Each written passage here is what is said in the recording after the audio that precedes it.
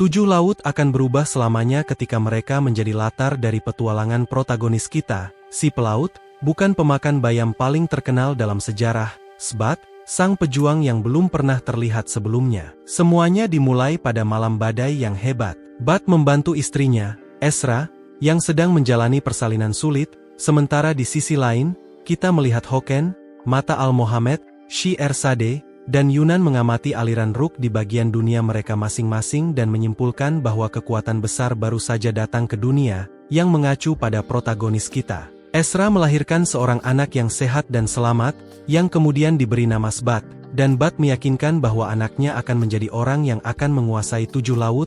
Bertahun-tahun kemudian, di desa Son di Kekaisaran Parvia, para tentara merayakan kemenangan mereka di kedai lokal sementara Bat mencoba menikmati segelas minuman. Di sini, para tentara datang untuk membayar jasanya dalam perang. Namun, Bat menolak dengan alasan bahwa kekayaan tidak berarti apa-apa baginya, karena Bat tidak setuju dengan upaya agresif negara untuk memperluas wilayah dan hanya ingin fokus pada memancing. Dengan demikian, Bat berlayar di kapalnya dan menyadari bahwa anak kecil Sbat telah meninggalkan pulau untuk bergabung dengannya. Ini mengejutkan ayah Sbat, yang berusaha menahan anaknya yang energik, hingga akhirnya mereka terperangkap dalam badai besar. Di sini, bukannya takut, Sbat membantu ayahnya keluar dari badai besar dan Bat menyadari bahwa bakat Sbat sangat istimewa dan mengatakan bahwa dia akan menjadi pria yang akan mengubah dunia. 2 tahun kemudian, tentara Parvia mengejar seorang tentara dari Reim di tebing. Keesokan paginya, di tempat lain,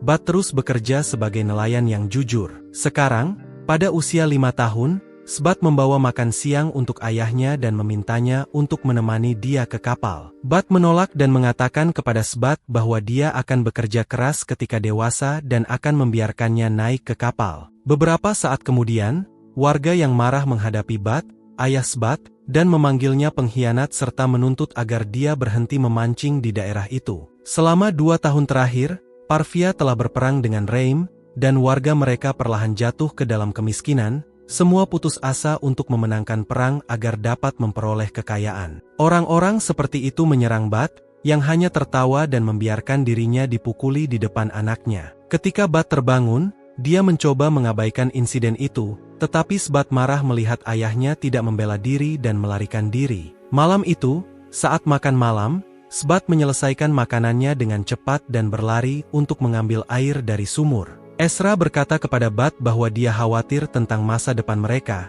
meskipun Bat tidak menjawab, karena dia lebih khawatir dengan nasib negara mereka. Sbat kembali membawa seorang pria terluka, pria yang sebelumnya dikejar oleh tentara Parvia. Keluarga Sbat merawat pria tersebut, dan akhirnya pria itu terbangun dan berterima kasih kepada Sbat atas pertolongannya, memperkenalkan dirinya sebagai Darius, seorang pedagang keliling yang mengatakan telah terdampar. Bat menawarkan bantuan, namun Esra tidak yakin mereka bisa menolongnya. Sbat bertanya pada Darius tentang rambut emasnya, dan Darius menceritakan semua yang dia ketahui tentang tempat-tempat berbeda di dunia. Sejak hari itu, semua yang Darius ceritakan menjadi penting bagi Sbat, karena dia selalu bercerita tentang dunia luar setiap malam. Bagi seorang anak yang belum pernah meninggalkan desa, cerita-cerita Darius seperti dongeng. Hingga suatu pagi, Darius mencoba pergi, sementara Esra mencoba memberinya makanan. Mereka terganggu oleh kedatangan beberapa tentara yang memberitahu Esra bahwa mereka mencari mata-mata di daerah itu dan masuk secara paksa ke rumah. Namun mereka dibunuh dengan brutal oleh Darius. Darius membawa Sbat sebagai sandera untuk menjaga warga tetap menjauhinya, yang membuat Esra sangat terkejut.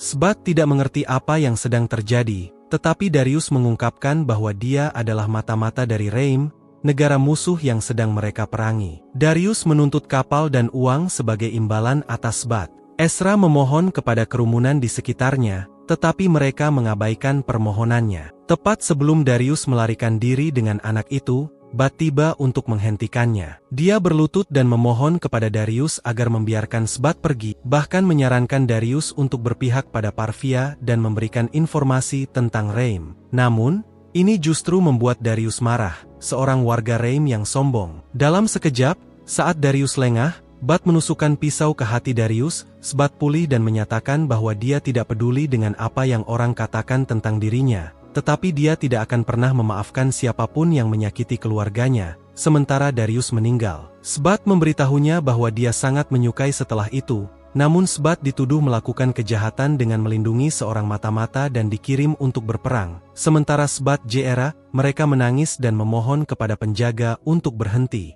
Penduduk desa meminta keluarganya untuk segera meninggalkan Son. Sbat berkata untuk berhenti mengatakan hal buruk, dan salah satu penduduk desa mengancam akan menyentuh atau memukulnya. Sbat memintanya untuk berhenti dan menunjukkan semua bekas luka dari perangnya. Dia berbicara tentang semua penderitaan di medan perang dan mengapa dia menolak untuk kembali sebelum mereka dibawa pergi. Sbat mencoba membuka mata penduduk desa agar mereka melihat keburukan perang. Ketika Sbat meninggalkan Simbat, ia memberitahu anaknya bahwa ia harus bertarung sebagai seorang pria sepanjang hidupnya dan meminta untuk merawat ibunya. Pengalaman ini membantu Simbat menyadari kekuatan dan keberanian ayahnya, dan beberapa bulan kemudian, Sbat meninggal di medan perang dan pedangnya dikirim ke Simbat. Di sini, 9 tahun kemudian, Simbat telah menjadi seorang pemuda berusia 14 tahun yang ingin menjadi yang terkuat di dunia, di depan sebuah menara yang aneh. Sekelompok tentara berkumpul siap untuk menyerbu tempat itu dan membawa kemuliaan bagi kerajaan Parvia. Tentara masuk, tetapi segera kita mengetahui bahwa meskipun mereka memperebutkan kendali atas tempat tersebut, baik pihak 7 maupun kerajaan musuh mereka, Reim, belum berhasil mengklaimnya karena tidak ada yang berhasil keluar setelah memasuki menara tersebut. Waktu berlalu dan kota Val, tempat tinggal Nesto Perota, menjadi daerah perbatasan yang jauh dari kekuasaan otoritas. Namun, kebebasan ini diterjemahkan menjadi tingkat kriminalitas yang tinggi, dan orang-orang desa terpaksa hidup di bawah penindasan geng kriminal yang menyerang pengunjung. Salah satu geng tersebut menyerang sebuah kereta dengan beberapa tokoh di dalamnya, namun Sbat datang untuk menyelamatkan. Setelah mengalahkan mereka, pahlawan kita menemukan bahwa di dalam kereta terdapat seorang pemuda yang bersembunyi di antara makanan, bernama Yunan. Dalam perjalanan pulang, pahlawan muda kita bersama orang lain berbincang, dan Yunan terkejut karena Sbat bersedia membiarkannya tidur di rumahnya. Pemuda itu menjawab bahwa itu adalah kewajibannya untuk membantu orang lain. Yunan memperhatikan dengan penasaran bagaimana Simbat dengan hati-hati merawat orang-orang di desa, membawa makanan dan obat-obatan, serta membantu mereka dengan tugas sehari-hari. Ketika kedua pemuda itu tiba di rumah, mereka disambut oleh ibu Simbat yang pada saat itu sedang tidak sehat, namun itu tidak menghalanginya untuk menghormati tamunya. Pada malam hari, sebuah kereta menuju kota, dan para pengemudi, 2 tentara, teringat akan sifat buruk pemimpin mereka yang berada di bagian belakang. Semuanya tampak aneh. Keesokan harinya, Simbat pergi bekerja dan mengatakan kepada Yunan untuk merasa seperti di rumah. Sementara pemuda itu berbincang dengan ibu pahlawan kita yang mengatakan bahwa dia sangat mencintai anaknya dan berharap masa depan yang besar untuknya. Namun ia merasa anaknya menahannya di desa, padahal dia bisa melakukan lebih banyak hal. Wanita itu juga meminta Yunan untuk berjanji bahwa jika sesuatu terjadi, dia yang akan membimbing pemuda itu. Percakapan tersebut terhenti ketika keduanya mengetahui bahwa Sbat sedang diserang oleh 2 penjaga yang dipimpin oleh Jenderal Dracon dari Pavia, yang ingin memaksa pahlawan kita untuk bergabung dengan tentara dan menyerbu menara yang kita lihat sebelumnya, yang belum ada yang dapat menguasainya. Simbat menolak,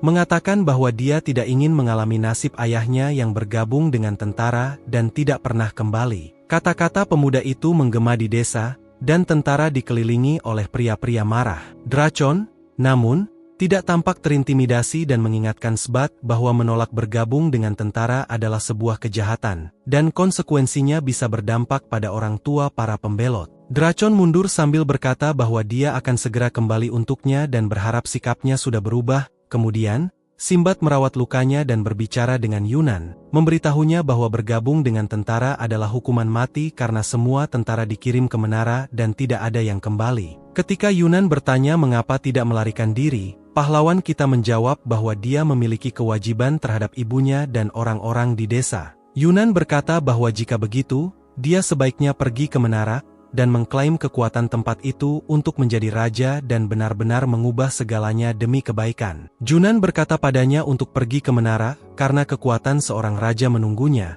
dan ketika Simbad bertanya siapa dia sebenarnya, dia menjawab bahwa dia hanya seorang pelancong dan menghilang dengan sangat misterius malam itu. Dracon bertemu dengan salah satu atasannya yang menuntut agar menara itu diklaim, dan dia berjanji untuk pergi langsung ke sana untuk menunjukkan kekuatan keluarganya di hadapan Putri Serend. Keesokan harinya, pasukan kembali berkumpul di depan menara dan Dracon bertanya apakah Simbad sudah siap. Ketika dia mengetahui bahwa belum, dia mengatakan bahwa dia akan menangani masalah itu nanti. Namun, Simbad muncul dan menantang jenderal itu.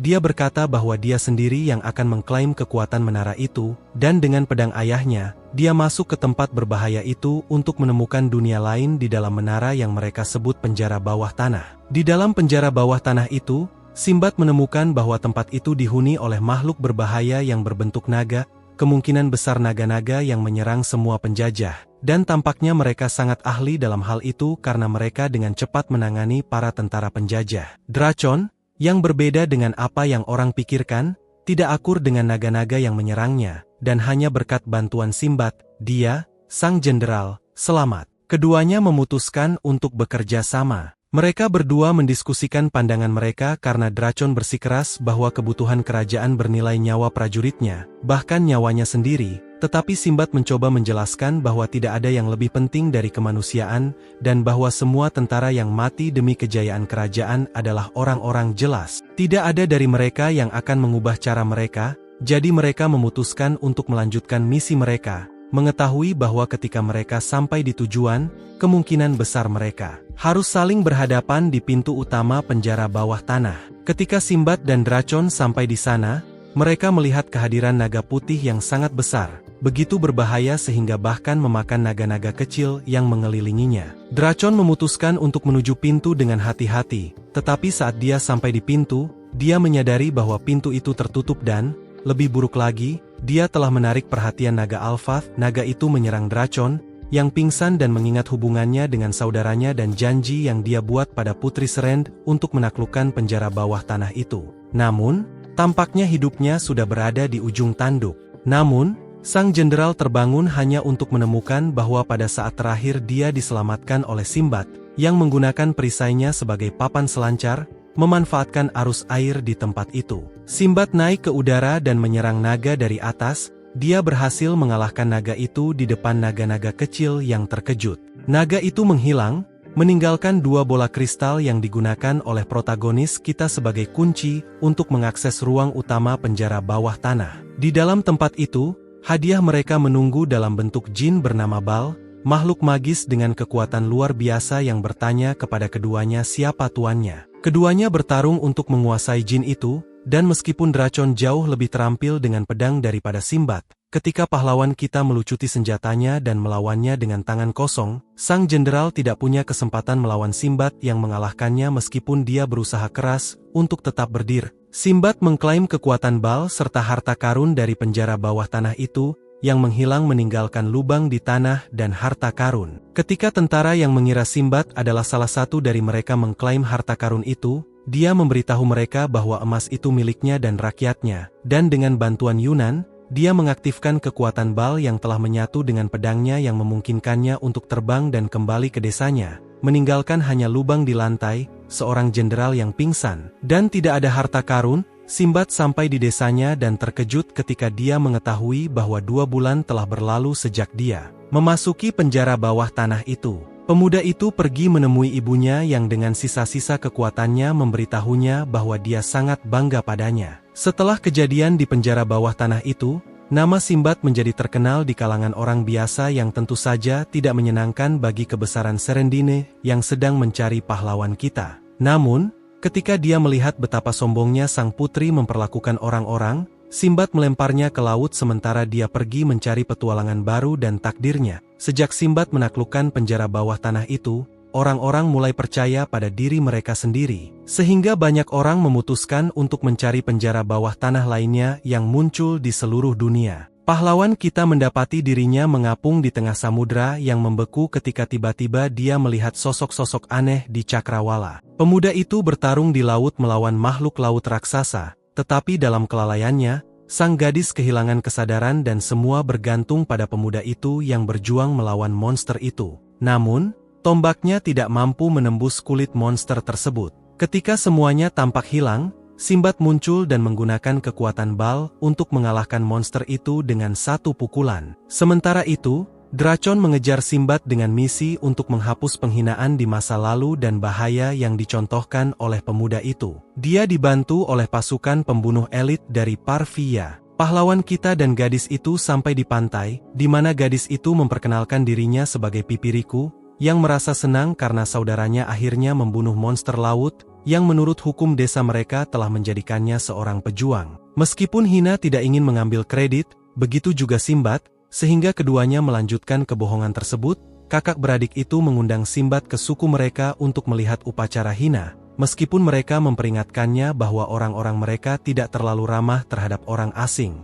Memang, orang-orang di Altea tidak ingin menerima Sinbad, tetapi campur tangan Hina dan Pirica meyakinkan mereka. Di dalam rumah kepala desa, sang orang tua memberitahu Hina bahwa anaknya baru-baru ini menemukan sebuah struktur aneh di daerah itu dan berencana mengirimkan orang-orangnya untuk menyelidiki. Sinbad memperingatkan mereka bahwa penjara bawah tanah itu adalah tempat yang sangat berbahaya dan mereka tidak boleh mempertaruhkan nyawa orang-orang mereka, seperti yang terjadi di kerajaannya sendiri di mana ribuan orang mati dengan sia-sia. Hina memberitahunya bahwa dia mendengar cerita tentang orang biasa yang bisa menguasai penjara bawah tanah itu, dan Sinbad mengungkapkan bahwa dia adalah orang itu, agar semua orang tahu bahwa dia tahu apa yang dia bicarakan. Pengungkapan itu membuat kepala desa memberi hormat padanya dan menyambutnya, meskipun dia tidak terlalu suka dengan Hina yang sudah rapuh, yang tidak menyimpan dendam, tetapi semakin merasa tidak nyaman malam itu. Pemimpin pembunuh Bevia berada di depan grup lainnya dan mencoba membunuh Sinbad.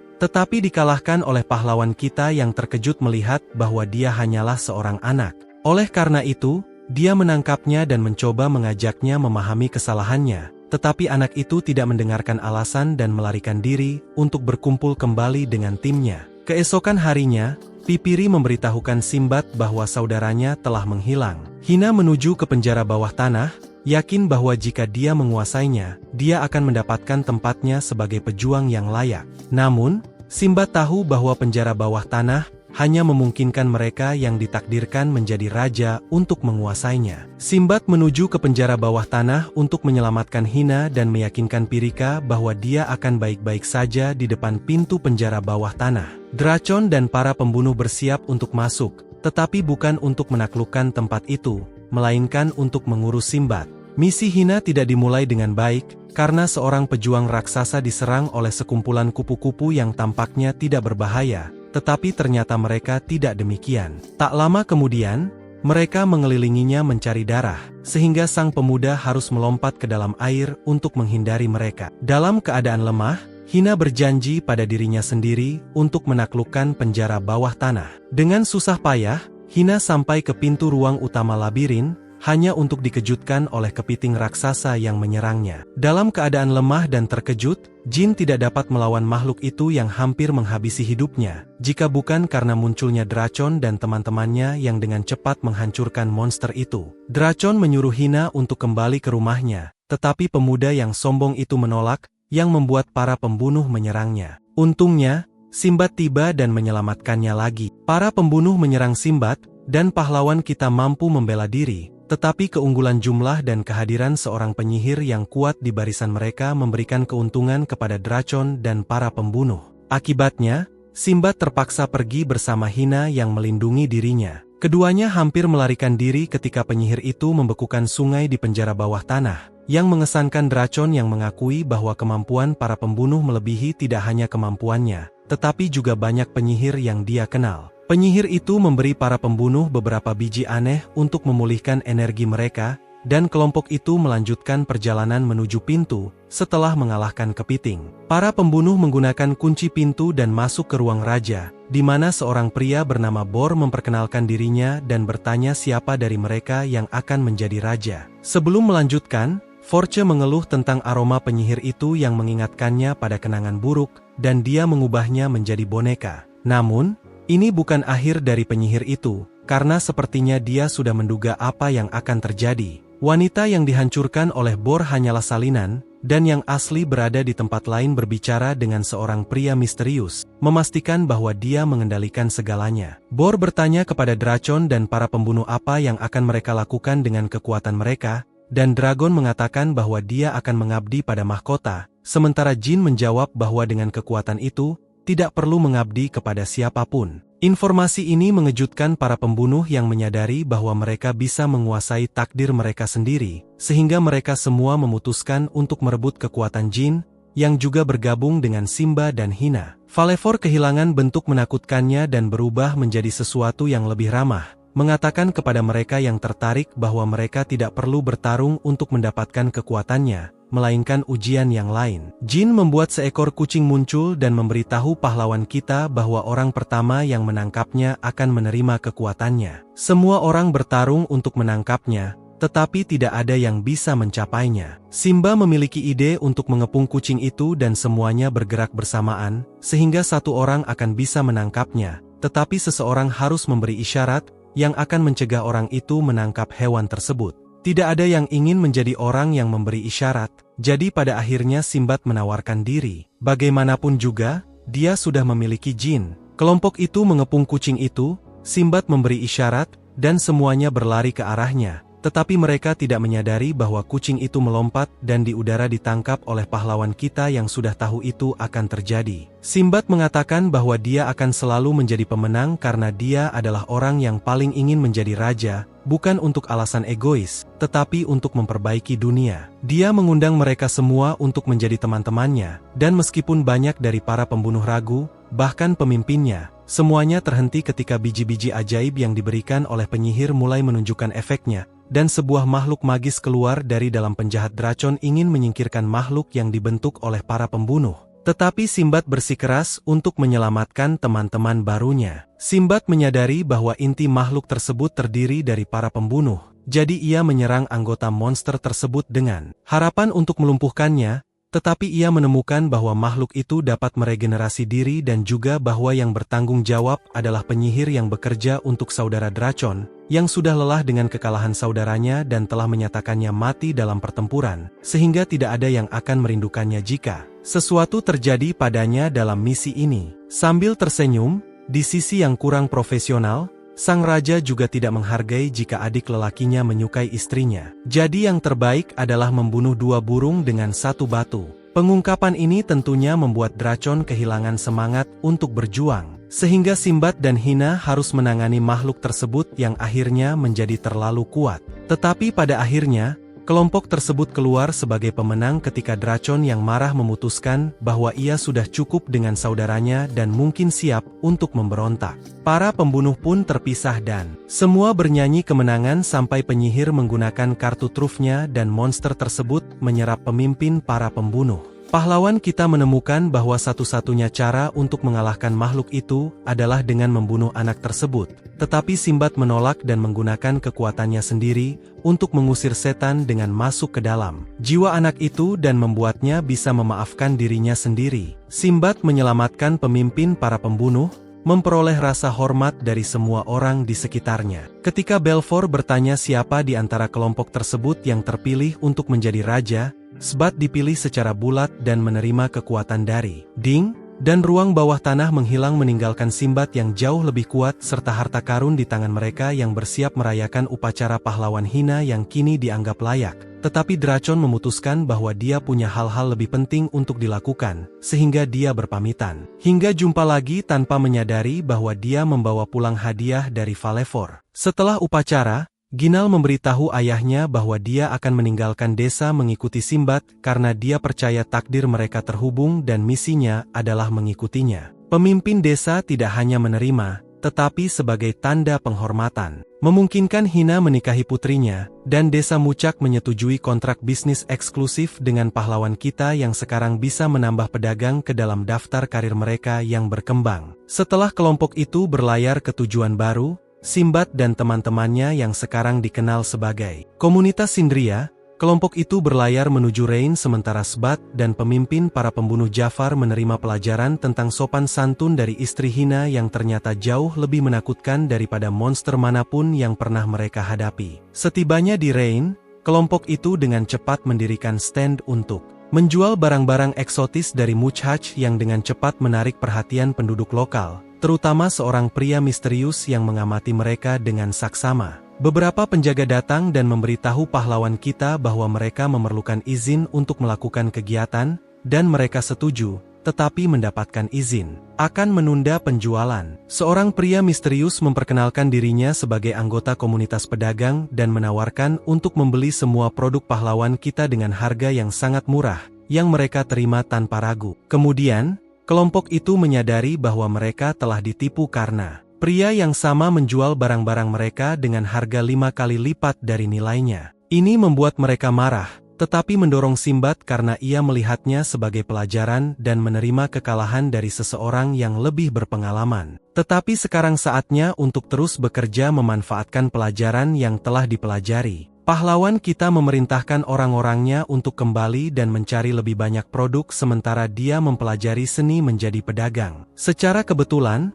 pahlawan kita bertemu lagi dengan pedagang yang menipu mereka dan mengundangnya untuk minum sesuatu. Pria itu memperkenalkan dirinya sebagai Adron dan, karena ia menyukai pemuda tersebut, ia menjelaskan bahwa kesalahannya bukan hanya karena menjual semuanya tanpa membiarkan orang lain menentukan harga. Sinbad menghargai nasihat tersebut dan mereka mulai berbicara, dan pahlawan kita menceritakan petualangannya di ruang bawah tanah, mengesankan pedagang tersebut, yang berkata bahwa cerita-cerita Sinbad bahkan lebih menarik daripada cerita para bards kerajaan. Namun, pedagang itu tidak melunak dan mengatakan kepada Sinbad bahwa idealismenya terlalu kekanak-kanakan dan bahwa dengan cara itu dia tidak akan pernah berhasil. Dia mengatakan bahwa satu-satunya cara untuk bergabung dengan komunitas pedagang adalah dengan membawa 1000 koin emas dan rekomendasi dari seorang anggota. Meskipun ia tidak percaya, dia mengatakan bahwa jika Sinbad berhasil mendapatkan uangnya,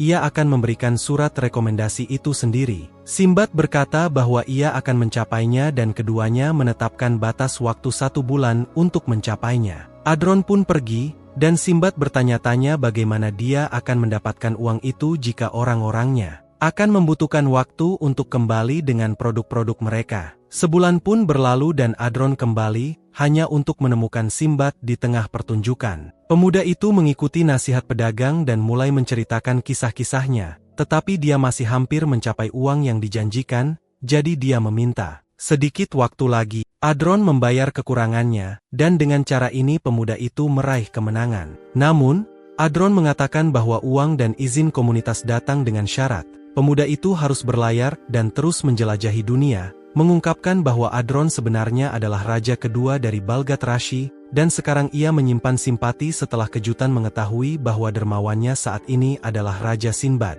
Ia menghargai kebaikan hati Sinbad untuk memulai bisnisnya, namun Rashi bersikeras bahwa menjadi pedagang bukanlah jalannya, dan sebaiknya ia berfokus pada akting. Sinbad mendengarkan apa yang dikatakan oleh Raja Bijaksana, dan mempertimbangkan bahwa itu adalah pilihan yang baik. Sementara itu, di kapal perusahaan Sindria, Hafar terus menderita akibat perlakuan dari Rurumu yang tidak hanya menganggapnya seperti anaknya sendiri, tetapi juga memberitahunya bahwa ia akan memiliki anak lagi dan berharap anak tersebut menerima Hafar sebagai saudara laki-lakinya. Sinbad memutuskan untuk berakting dan mengejutkan semua orang dengan ceritanya dan efek khususnya, yang membuatnya menjadi sukses besar. Kelompok itu kembali ke Rain bersama anak Rurumu dan Hina. Entah berapa lama mereka dalam perjalanan atau jika anak tersebut tumbuh dengan cepat, tetapi sekarang ada bayi di suku tersebut. Kelompok itu terkejut mengetahui bahwa Sinbad tidak hanya naik level sosial, tetapi bahkan memiliki pelayan yang mengarahkannya ke Koloseum,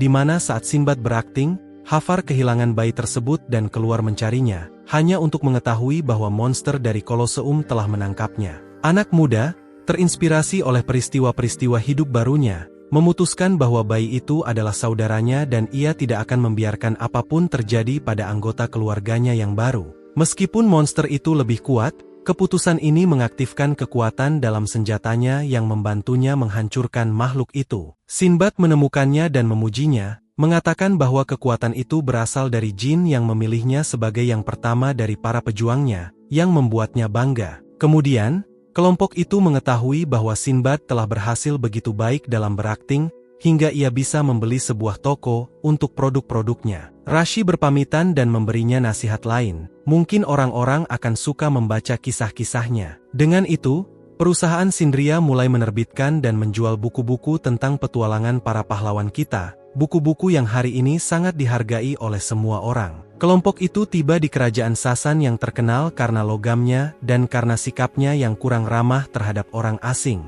Karena hal ini, perusahaan Sindria memutuskan untuk mengurangi jumlah anggota mereka. Hanya Sinbad, Hina, dan Hafar yang memasuki kota untuk berbisnis. Ternyata rumor itu benar, dan semua orang sangat tidak ramah terhadap para pahlawan kita, langsung menolak untuk berbisnis dengan mereka. Namun, Sinbad yang melihat mereka adalah orang-orang yang sangat religius bertanya sedikit tentang keyakinan mereka, yang membuat orang-orang tersebut sedikit lebih terbuka dan memungkinkan mereka untuk tinggal. Kelompok itu mengetahui sedikit tentang budaya dan keyakinan Sasan, selain tentang adanya ksatria Sasan, sebuah orde pejuang religius yang dipimpin oleh Darius Leos, pemimpin para pejuang dan penguasa kerajaan. Kita akan menyoroti sedikit fakta bahwa dalam serial ini, para raja adalah bagian aktif dari kenyamanan dan mereka akan keluar jika perlu. Itu menarik, kecuali jika mereka adalah pihak yang jahat. Sinbad ingin menyapa Darius, sang raja masa depan, tetapi pria itu benar-benar mengabaikannya, bahkan memberi komentar buruk terhadap salah satu pengawalnya, menunjukkan bahwa ia tidak tertarik untuk membuat teman baru. Sementara itu,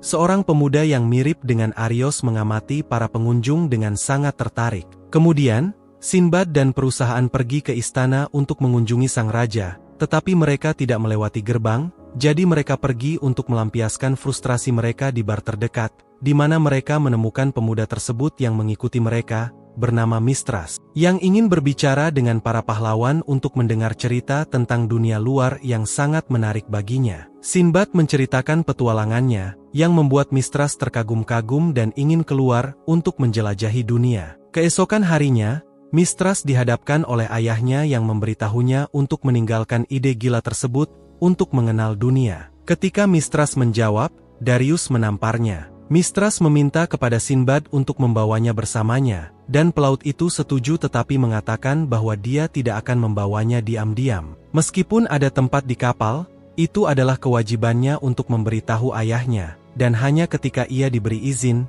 ia akan pergi. Mistras setuju dan memberitahu adik laki-lakinya untuk memberitahu ayah mereka tentang keputusannya. Keesokan harinya, sementara menunggu Mistras, Sinbad dan perusahaan dikunjungi oleh Yunan yang tidak menua sedikitpun sejak terakhir kali bertemu dengan pahlawan kita. Yunan memberitahu Sinbad bahwa sejak munculnya berbagai ruang bawah tanah, beberapa orang telah memperoleh kekuatan dari jin, menyebabkan beberapa kerajaan bersatu dan mencoba memperluas kekuasaan mereka. Dengan ini dalam pikiran, Yunan menyarankan kepada protagonis kita untuk berteman dengan Darius karena suatu hari dia mungkin membutuhkan bantuan dari raja itu. Sinbad mendengarkan kata-katanya dan Yunan menghilang, bertanya-tanya bagaimana sikap pemuda itu ketika kerajaan lain datang menemuinya. Sementara itu, di ruang singgasana, Mistras menunjukkan kekuatan tempurnya dengan mengalahkan tentara lain dalam pertempuran yang adil untuk memenangkan kebebasannya. Namun, meskipun menunjukkan kemampuannya,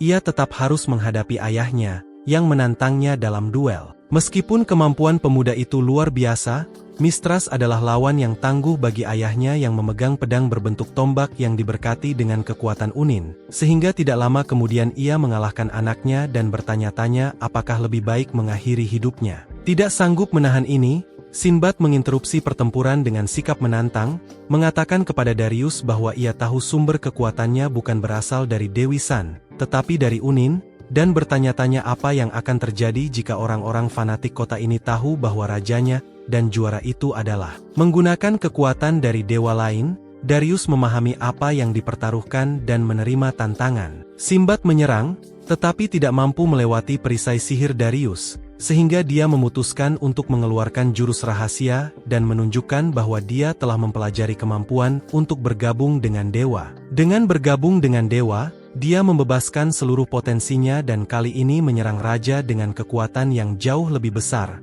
mengejutkan Sinbad. Pertarungan berlanjut ke gunung di mana keduanya bisa berada sendirian, dan di sana dia berkata bahwa meskipun dia bisa mengalahkan Darius, Darius belum sepenuhnya menguasai teknik penggabungan. Dia ingin membuat perjanjian, menjelaskan bahwa dia tahu sumber kekuatannya dan bahwa di luar sana, di dunia, beberapa orang sedang beraliansi untuk merebut lebih banyak kekuatan dan kerajaan. Untuk itu, dia membutuhkan bantuan dari Sasan. Pada akhirnya, Darius setuju dan mengakui Simbad sebagai sekutu Sasan. Dengan sekutu baru, kelompok itu mundur bersama Mistras yang telah memutuskan untuk bergabung dengan kelompok.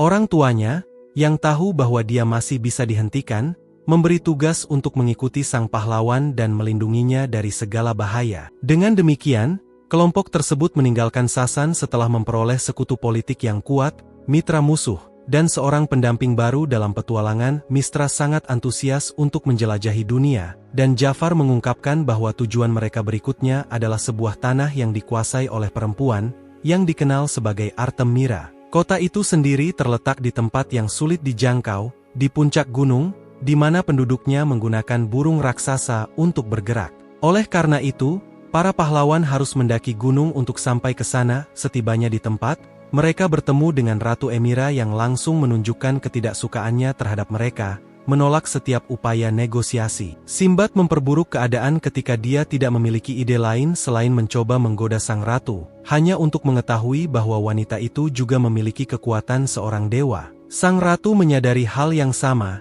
tetapi itu tidak mengubah apapun dan dia mengusir para pahlawan dengan melempar mereka ke jurang. Tanpa senjata dan pakaian, satu-satunya yang tidak dilempar adalah Gina, karena para wanita menghargai fisiknya yang kekar, jadi dia akan dijadikan tawanan untuk dipelajari dan diperlakukan sesuka hati. Di dasar jurang, tanpa pakaian dan senjata, para pahlawan harus belajar bertahan hidup dan kembali ke puncak gunung. Tetapi tugas ini sangat sulit, dan hanya kemampuan bertahan hidup Jafar, hasil pelatihan sebagai pembunuh, yang dapat menyelamatkan kelompok dan mengembalikan mereka ke misi. Waktu berlalu, saya tidak tahu berapa lama karena dalam serial ini, waktu adalah lelucon, dan para pahlawan tanpa pakaian telah membangun sebuah kabin di kaki gunung, hidup dari ular. Simbad, entah kenapa, merasa nyaman dengan cara hidup ini, tetapi Mistras ingin kembali ke Emira untuk menyelamatkan Gina, menyelesaikan misinya, dan sedikit bersenang-senang dengan para wanita di sana. Suatu malam,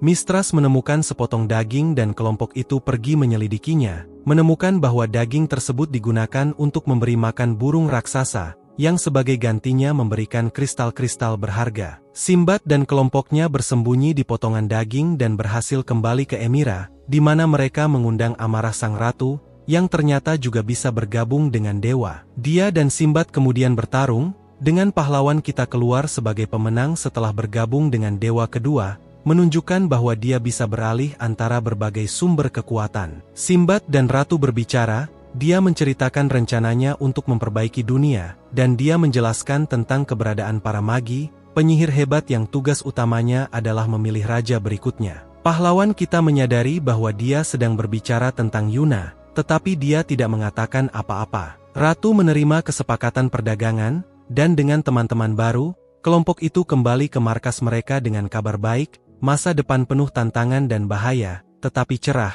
dengan teman-teman baru. Dengan demikian, berakhirlah serial yang menyenangkan ini. Jika kamu suka dan ingin tahu lebih banyak petualangan Simbad, jangan lupa beri like pada video ini.